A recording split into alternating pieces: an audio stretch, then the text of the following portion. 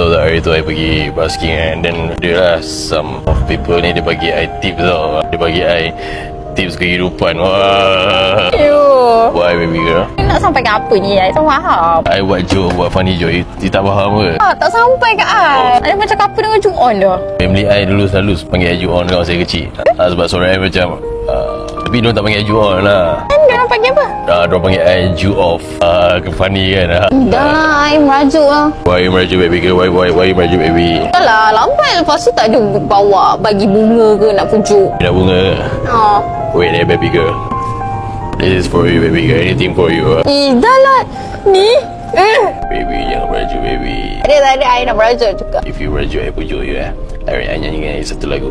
I tak payah. Kalau you nak setakat you nak nyanyi lagu Yoho tu tak payah. Kali ni I tak pernah nyanyi lagu ni dekat you lagi. I baru nyanyi kat basking semalam. Ready Okay, 1, 2, 3.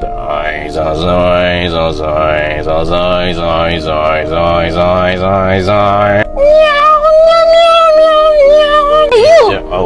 Why baby girl? You nyanyi lagu OG dengan cockroach pula ni. Cockroach. Tak lah. Sebab yelah macam bila nyanyi ni kan macam childhood, lagu childhood kan. I thought you happy lah with that song. Kalau you nyanyi bukan jadi childhood. Dan apa baby? Dia jadi child lah ke. Oh my god.